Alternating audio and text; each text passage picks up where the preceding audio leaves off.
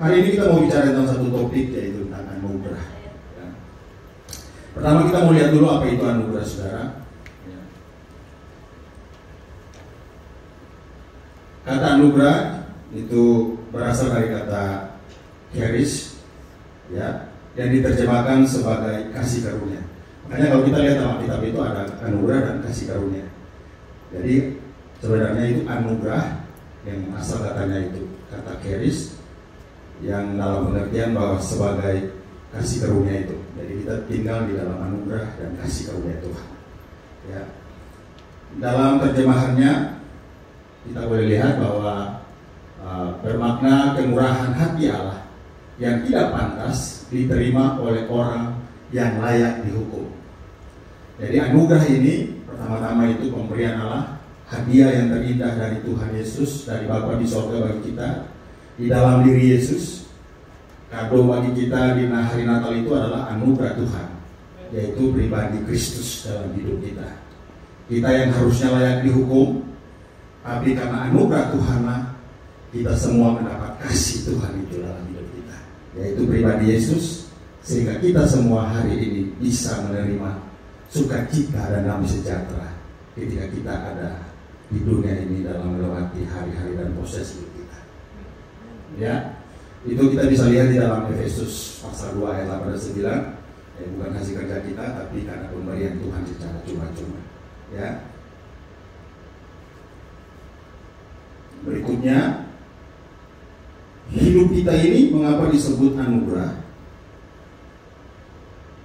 Dalam pengertian bahwa ketika seseorang tidak ditakdirkan untuk hidup, namun kita di sini untuk hidup. Ya, jadi hidup itu anugerah karena ketika seseorang tidak ditakdirkan untuk hidup, namun kita ada di sini untuk hidup. Dalam pengertian harusnya itu dalam pengertian rohaninya, pertama pengertian rohaninya adalah kita ini tadi sudah dihukum, harusnya dihukum karena upah dosa ialah maut. Tapi hari ini kita mendapat keselamatan itu. Jadi hari ini juga kita ada di sini hidup di dalam anugerah Tuhan, hidup di dalam sukacita dan damai sejahtera. Karena kerajaan sorga di bumi itu bukan berbicara tentang makan dan minum, tetapi berbicara tentang sukacita dan damai sejahtera. Jadi yang kita merasakan yang pertama ketika kita merasakan anugerah Tuhan, yaitu kita terlepas dari semua beban masalah hidup kita. Oleh karena dosa, kita hidup tidak ada sukacita, saudara. Oleh karena dosa, kita hidup dengan berbagai masalah yang datang dan kita tidak bisa mengatasinya. Karena kita belum menerima anugerah itu, saudara. Tetapi ketika kita menerima anugerah itu, masalah boleh sama. Tetapi sukacitanya, cara kita menghadapinya, cara kita meresponnya itu sangat berbeda. Kenapa? Karena kita sudah mendapat pengertian yang sempurna dari Kristus yang tinggal di dalam kita. Dari anugerah itu dia datang dan dia bukan saja memberikannya begitu, tapi dia tinggal bersama-sama dengan kita. Ada bersama-sama dengan kita. Makanya Yesus katakan, aku akan memberikan seorang penolong bagimu. Itulah jaminan daripada anugerah Tuhan. Yang Yesus diberikan, dia sudah kembali ke surga. Tapi jaminan untuk anak-anak Tuhan yang percaya, karena anugerahnya itu, kita diberikan lagi seorang penolong untuk kita, yaitu Roh Kudus. Jadi kita hidup hari ini ya, karena memang anugerah Tuhan. Ya, ketika seorang tidak ditakdirkan untuk hidup, namun kita ada di sini untuk hidup. Dimulai dengan anugerah, ya, bertumbuh di dalam kasih karunia. Jadi kita mulai dengan anugerah dan kita akan mengalami pertumbuhan. Kita akan mengalami kemajuan di dalam perjalanan proses iman kita. Yang pertama, kita sudah meninggalkan, kata Roma pasal 6, kita bisa baca ayat pertama sampai ayat 13, bahwa segala sesuatu hidup lama kita itu sudah dikuburkan bersama-sama dengan Kristus. Dan kita sudah hidup di dalam hidup yang baru. Nah, inilah dalam pertumbuhan, pengenalan akan Tuhan. Kita percaya kepada Kristus lewat karya salibnya, namun kita harus bertumbuh dalam pengertian kita harus mengenal dengan betul siapa Kristus itu. Kita harus mengenal ketetapan dan berita-berita apa yang diberikan oleh Kristus kepada kita yang ada di dalam anugerahnya. Ya, kita sudah sering mendengar bahwa kita sudah meninggalkan hukum Taurat, tapi ada hukum yang baru, perjanjian yang baru. Ya, adalah hukum kasih karunia itu sendiri. Jadi kita harus mengerti tentang hukum-hukum itu. Tidak mungkin kita tinggal di negara ini kalau kita tidak mengerti tentang hukum-hukum di negara Republik Indonesia ini. Oleh karena itu kita harus mengerti betul seperti apa undang-undang dan peraturan yang ada di bangsa ini. Begitupun ketika kita tinggal dalam anugerah, dalam kerajaan Allah, kita harus mengerti betul dalam pertumbuhan kita harus belajar mengenal tentang kerajaan Allah, tentang kasih karunia, tentang siapa dan apa ketetapan dan beritanya bagi kita. Ya, dan kita mendapatkan kekuatan. Tadi jaminannya ada Roh Kudus, ada kekuatan, dan kita harus melatih diri terus menerus. Melatih diri dengan pembaharuan akal budi, melatih diri dengan karakter-karakter yang berbeda, dengan tata cara dan kata-kata yang berbeda. Kemarin saya dengan teman lama,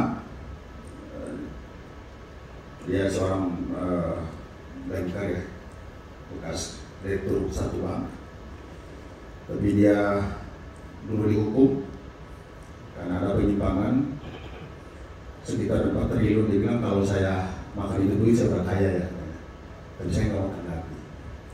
Kalau kita berbicara lalu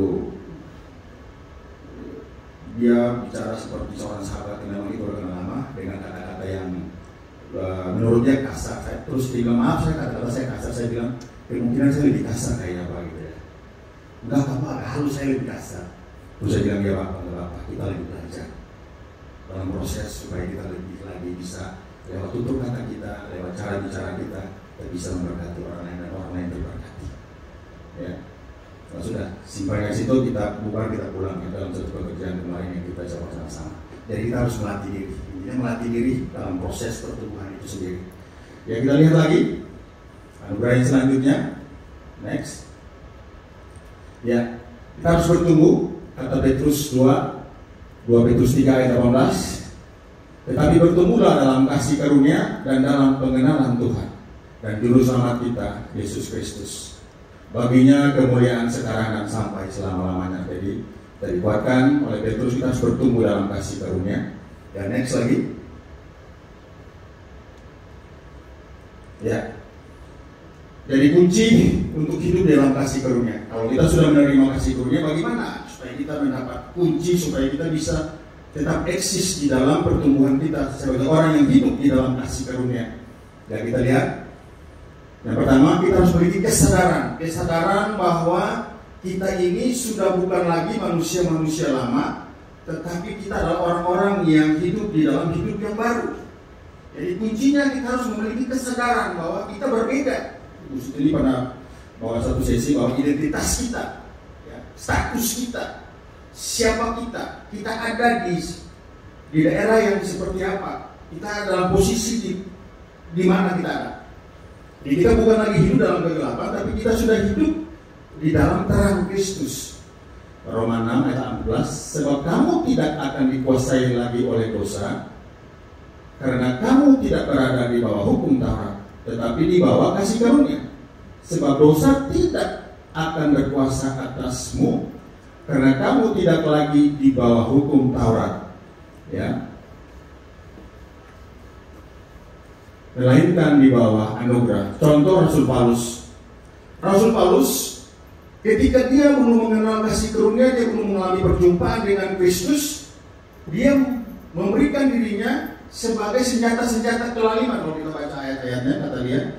Tetapi ketika dia mengenal Kristus, pengenalan akan Kristus dia alami, maka dia memberikan dirinya bukan menjadi senjata kelaliman, tetapi menjadi senjata kebenaran, hamba kebenaran. Dia hidup sebagai orang-orang yang memang hidup di dalam kebenaran yang dia sudah dapat dari Tuhan. Sehingga kebenaran yang diberikan kepadanya itu, pengertian kebenarannya itu yang hidup, dia menghidupinya. Jadi bukan saja hidup, tapi dia menghidupinya. Nah, itu seorang Paulus, saudara. Jadi itulah yang terjadi. Bagaimana dengan saudara dan saya? Begitupun kita, saudara. Kalau kita katakan bahwa kita sudah bukan lagi memberikan hidup kita sebagai senjata-senjata kelaliman, kita harus ada buktinya, ada perubahannya, ada dampak dari hidup baru itu sendiri. Kalau tidak ada dampak, orang akan bertanya-tanya perubahan mana yang terjadi di dalam jiwa kita, perubahan mana yang terjadi di dalam alam roh yang kita alami. Jadi memang keselamatan itu bicara tentang roh, tapi ada jiwa juga di situ. Jadi jiwa itu mengalami proses pertumbuhan tadi. Sehingga kuncinya adalah kita harus memiliki kesadaran, sehingga dengan kesadaran itu kita terus memberikan hidup kita, memberikan atensi-atensi dalam hidup kita yang benar, yang baik. Oke, boleh next.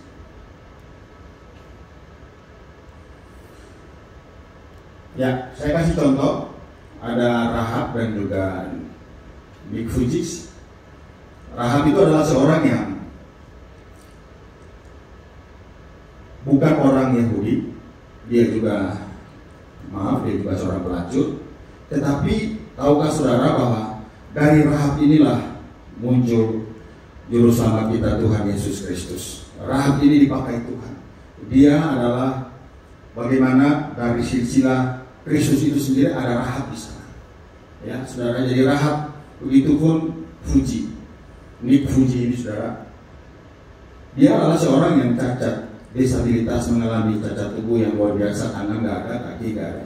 Tapi hari ini perubahan yang terjadi, walaupun awal-awalnya dia ingin bunuh diri, tapi hari ini seorang Nick menjadi seorang penginjil dan seorang motivator yang luar biasa yang dikenal dunia loh. Bukan saja berdampak bagi gereja, tapi berdampak bagi dunia. Dan dia sekarang memiliki, kalau nggak salah 5 atau 6 putra putri, diberkati Tuhan secara luar biasa.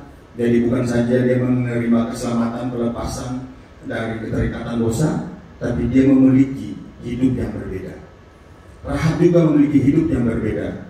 Ketika dia mengerti bahwa Allah yang disembah orang Israel itu adalah Allah yang benar, Allah yang luar biasa, Allah yang bisa mengalahkan semua musuh-musuh Israel pada saat itu. Sehingga ketika para pengintai itu mampir ke rumahnya, dia tahu bahwa bangsanya sendiri akan jatuh di tangan orang Israel. Sehingga mau gak mau dia memiliki hati bahwa untuk menyelamatkan para pengintai-pengintai ini, saudara. Walaupun harusnya dia mengkhianati bangsanya, karena dari sikapnya itu berarti mengkhianati bangsanya. Tetapi sikap yang terbalik diambil, dia menyelamatkan para pengintai ini. Dia menyelamatkan mereka, dan dari situlah, saudara, anugerah Tuhan melimpah atas hidupnya. Dari hati, nanti kita lihat seperti apa anugerah itu, kita bicara lanjut. Dan next saja. Anugerah juga sebagai pelindung kita. Yang kita baca Mazmur 5 ayat 13. Sebab Engkaulah yang memberkati orang benar, ya Tuhan. Engkau memagari dia dengan anugerah seperti perisai. Dengan anugerahmu seperti perisai. Jadi yang pertama, anugerah itu memagari kita. Memagari kita ini seperti benteng. Jadi anugerah itu membentengi. Misalnya gereja Tuhan tempat ini, dia membentengi kita dari semua cara-cara iblis untuk menjatuhkan anak-anak Tuhan. Kalau sebagai perisai lebih kepada pribadi kita. Jadi sebagai benteng membentangi gereja Tuhan secara umum, secara universal. Dan anugerah Tuhan itu juga melindungi kita secara personal, secara pribadi. Melindungi kita dari apa? Dari serangan-serangan iblis yang ingin menghancurkan jiwa kita. Mungkin hari ini kita tidak pergi ke tempat-tempat yang ekstrim, ya, kita hal-hal yang dosa-dosa ekstrim. Tapi saudara, ketika pikiran kita diserang, ketika jiwa kita kena serangan iblis, diganggu dengan hal-hal yang menakutkan kita. Saya pernah katakan kepada Pastor Dedi di tahun kemarin, saya mengalami ketakutan yang luar biasa.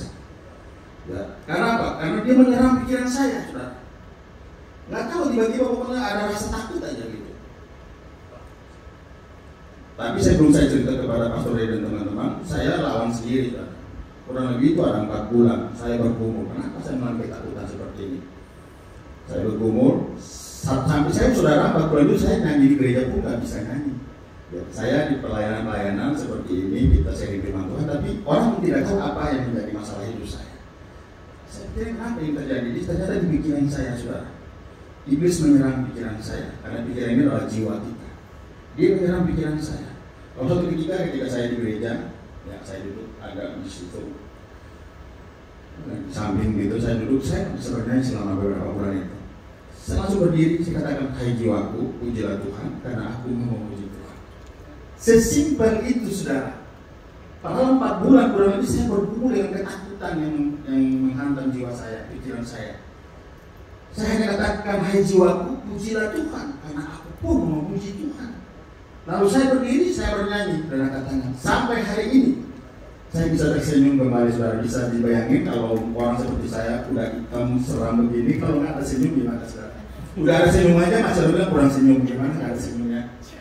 Jadi sangat berbahaya sekali ketika iblis menyerang pikiran kita. Ya.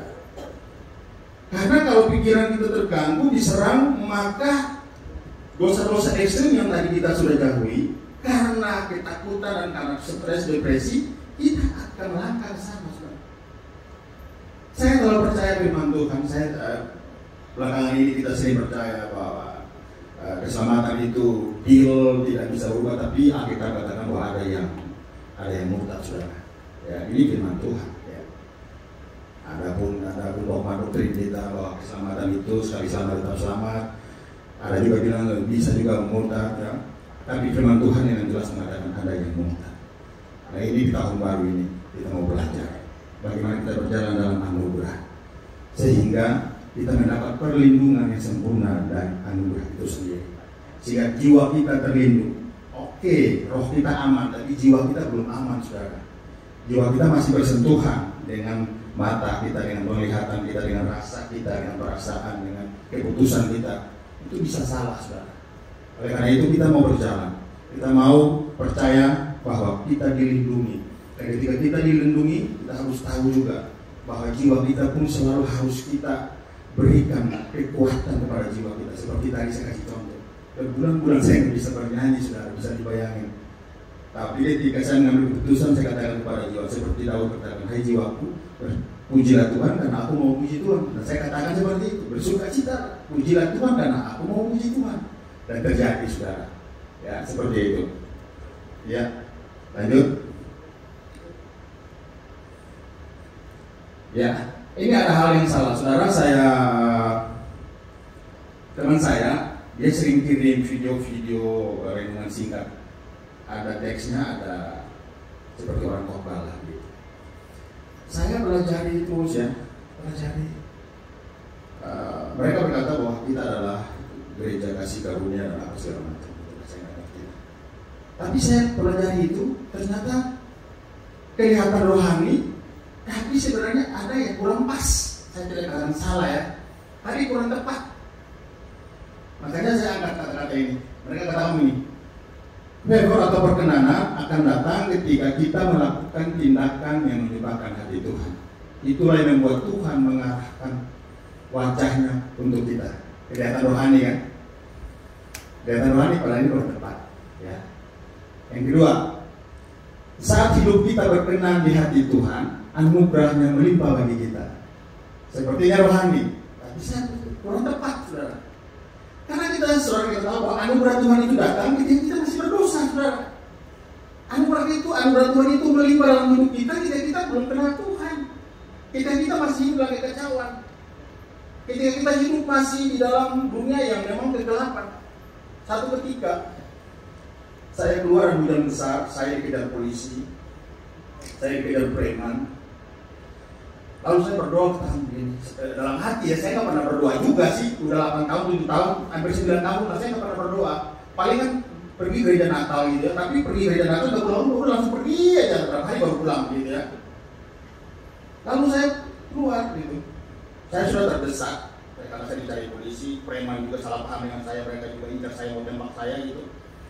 Lalu saya ngerokok gitu, saudara, saya berdiri di teras rumah saya, terus saya angkat muka, saya bilang, Tuhan, saya bisa jadi orang baik tidak?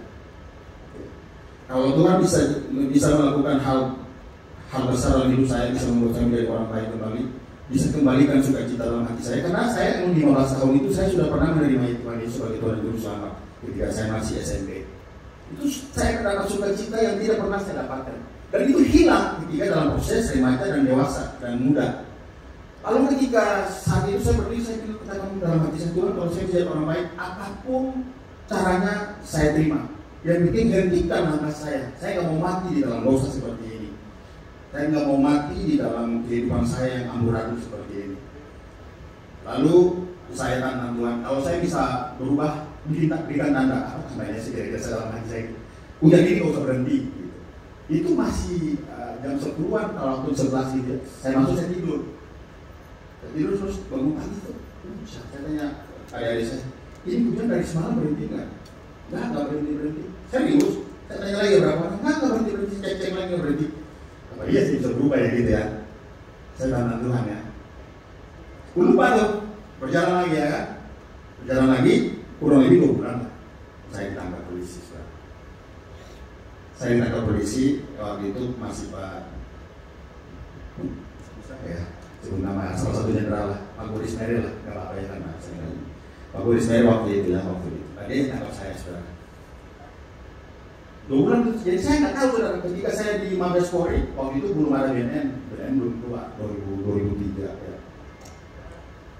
Saya stres, depresi, ingin bunuh diri, gitu ya. Orang kalau begitu sudah dosa itu, iblis itu sampai puncak bunuh diri aja, selesai semuanya, hidup aman gitu.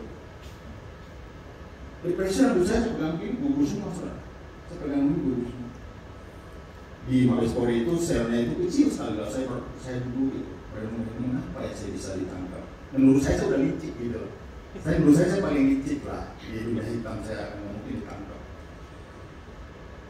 Lalu tiba-tiba sekitar jam 1-an ya, saya lagi merenung gitu. Tiba-tiba saya dengar suara nyanyian pujian itu seperti ada choir besar menyanyi. Karena waktu kecil saya cukup rajin sekolah minggu. Kalau saudara tahu lagu dulu-dulu, Yunus diperhatikan karena dia dikasih Tuhan maka dibebaskan, itu satu lagu saudara. Ketika saya dengar lagu itu, saya langsung terbangun. Siapa yang nyanyi? Di kamar saya itu ada 3 orang. Yang satu teroris Malaysia, satu lagi di tengah sini, dia di sana, saya di sini, yang setengah sini. Ini narkoba juga, sama juga kayak saya. Saya lihat, nggak mungkin lah si jenggot ini nyanyi ya, nggak mungkin lah dia nyanyi orang Malaysia. Yang ini juga budak, nggak mungkin juga dia nyanyi. Terus saya nyanyi, siapa yang nyanyi lagi? Saya bangun, kebetulan di kamar sebelah ada orang yang ngasih kitab kecil. Saya nggak pernah baca juga, bayangin aja saudara. Dia tahu saya Kristen, dia kasih kitab, saya nggak pernah baca.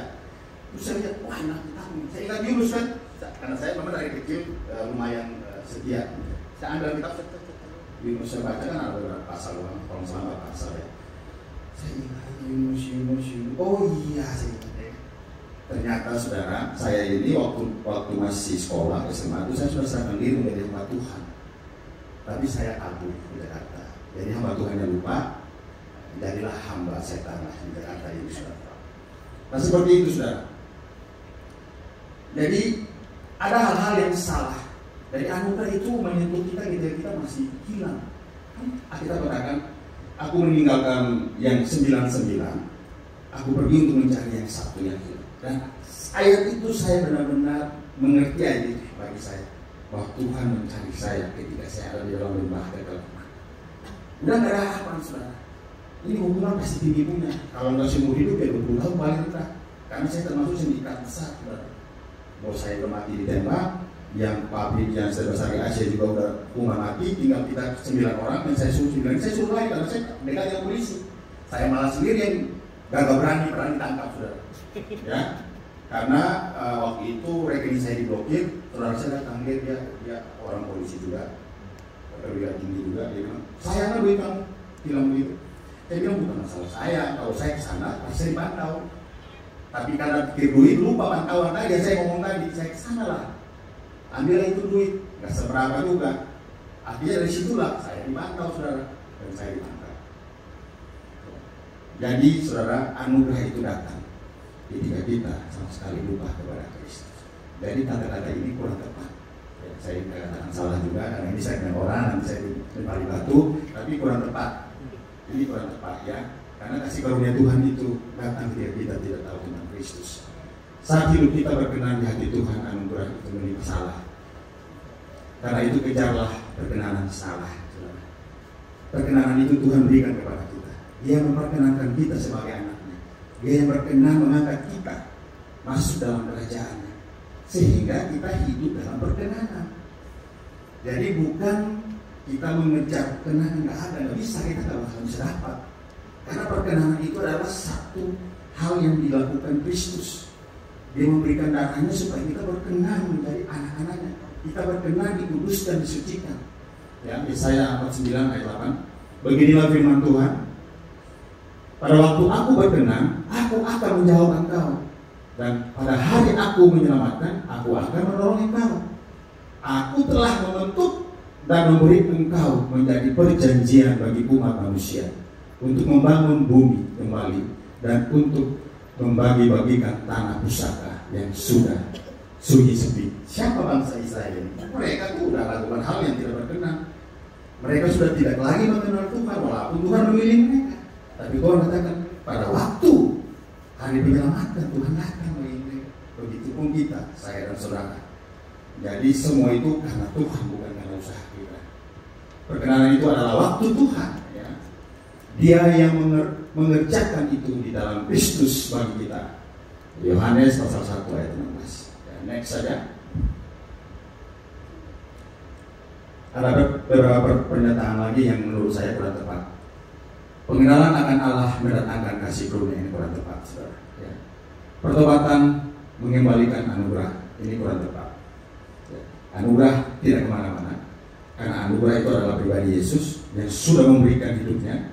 Hanya kitalah yang sering menjauh dari Tuhan. Ya, jadi tidak kemana-mana, ini kurang tepat. Ya. Next. Nah, bagaimana menjaga kasih karunia? Apakah kita bisa menjaga kasih karunia? Kita lihat ya. Pencuri datang hanya untuk mencuri dan membunuh dan membinasakan. Aku datang supaya mempunyainya hidup dan mempunyainya dalam segala kelimpahan. Saudara, sekali lagi kita tidak bisa menjaga kasih karunia. Karena kasih karunia itu adalah pribadi Yesus. Siapa yang bisa jaga Yesus? Gak bisa. Jadi kita gak bisa jaga kasih karunia. Dan ini dari gereja, saudara, saya nggak tahu itu dari mana. Dan hamba Tuhannya ya, wah, saya yang pertama tuh rohani sekali ya. Saya kurang tepat gitu ya. Siapa yang bisa jaga kasih karunia? Kita nggak bisa. Tapi kasih karunia itu sudah melimpah dalam hidup kita. Tinggal kita kembali saja. Ya. Dan kita masuk lagi. Karena kita yang sendiri yang keluar, seperti anak yang hilang kan, seperti domba yang tersesat. Kita keluar. Tapi Yesus datang dan menggapai kita. Firman Tuhan datang dan mengubah kita. Suara Tuhan datang seperti tadi saya dan mengubah kita. Dan dia bisa menyelamatkan kita. Jadi bagaimana kita menjaga kasih karunia itu? Yang pertama, kita menjaga iman kita. Ya. Kita menjaga iman kita. Karena tadi saya katakan bahwa ada pengajaran-pengajaran yang lain, saudara. Ada Injil yang lain, saudara. Kita katakan ada Injil yang lain yang bisa saja membawa kita kepada yang murtad itu, saudara. Ada Injil yang lain yang bisa dibawa oleh pengajaran yang lain, saudara.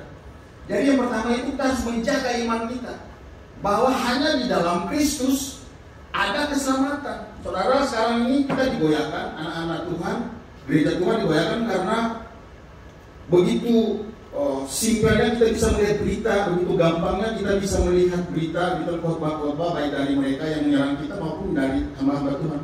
Nah, ada banyak sekali video-video yang menyerang iman kekristenan, yang berusaha untuk menggagalkan ketuhanan Yesus. Mereka katakan bahwa Yesus bukan Tuhan, tapi kita mentuhankan Tuhan Yesus. Ada banyak hal. Ada juga yang mengatakan Yesus tidak mati. Ya. Kemarin saya lihat beberapa khotbah, kayak namanya orang Ambon juga itu. Dia mengatakan bahwa Yesus tidak pernah mati. Bahkan dia katakan dusta begini. Saya katakan dusta bahwa dia katakan di Alkitab itu tidak pernah menulis tentang kematian Yesus. Sedangkan Injil, 4 Injil itu menulis tentang kematian Yesus. Jadi saudara, kalau kita tidak memiliki iman dan pengenalan yang benar kepada Kristus, siapa yang menjamin hidup dan keselamatan kita, maka kita akan goyah, saudara. Jadi harus menjaga iman kita. Yang berikutnya menjaga hati. Ya, saya baca ayatnya biar kita lihat.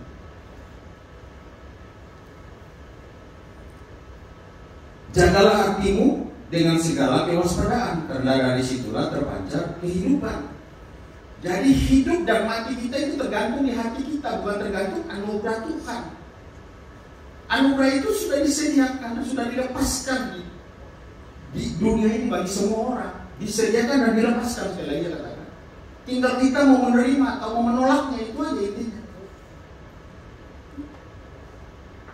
Dan tadi yang di atasnya Roma pasal 3 ayat 20 saya bacakan juga. Ya. Kristus Yesus telah ditentukan Allah menjadi jalan perdamaian karena iman dalam darahnya. Ya. Nah kalau Injil yang lain ini di Galatia 1 ayat 6 ini. Yang berikutnya menjaga pengajaran. Galatia 1 ayat 8.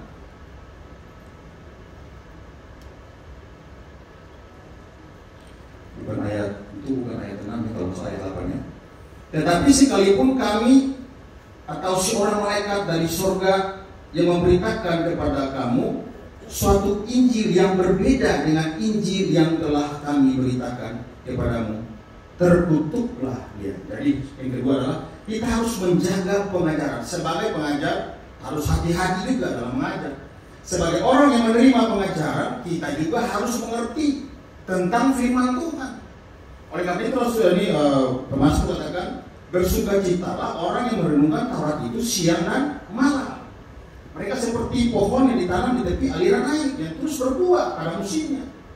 Jadi kita harus benar-benar melakukan hari-hari kita dengan membangun hubungan, dengan berdoa dan baca firman, bahkan puasa. Karena kalau kita tidak melakukan itu, ada pengajaran yang tidak tepat, yang tidak sehat, yang bisa saja mempengaruhi iman kita. Dan kita karena pengajaran ini akan membawa kita kepada penyangkalan akan Kristus, saudara.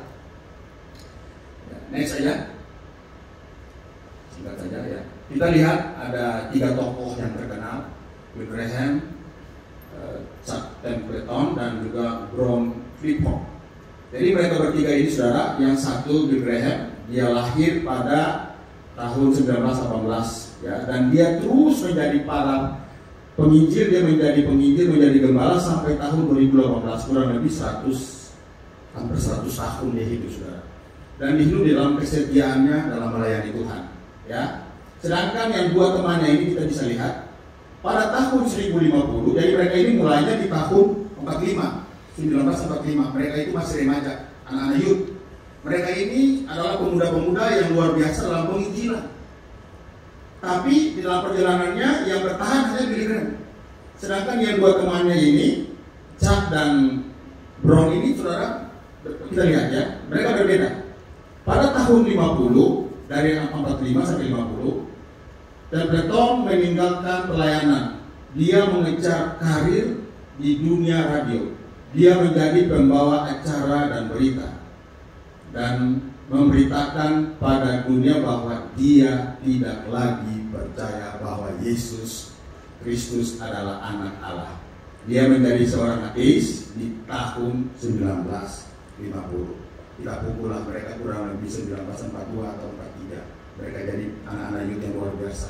Karena kalau dibaca terus saya singkat, itu saudara Chuck ini dia luar biasa, jadi penginjil yang luar biasa di masa mudanya itu. Tapi lihat, akhirnya dia menjadi seorang aktivis. Ya. Yang kedua, Brown Clifford ya. Di tahun 54, Clifford kehilangan keluarga, pelayanan, dan kesehatannya. Kecanduan akan alkohol meninggalkan istrinya dan kedua anaknya. Ya. Dengan menderita sakit apa ini? Di hati ya, hati di usia 35 tahun. Di sebuah hotel kumuh di tempat di mana dia meninggal.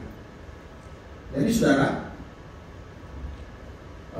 kita sudah meninggalkan tahun yang lama dan kita akan masuk di tahun yang baru. Ada 3 hal tadi, kita harus menjaga iman kita, kita harus menjaga hati kita harus menjaga pengajaran kita dan menerima pengajaran. Karena hal inilah yang bisa kita akan membuat kita eksis sebagai anak Tuhan di tahun 2023 ini. Banyak sekali hal-hal yang kita akan tempuh.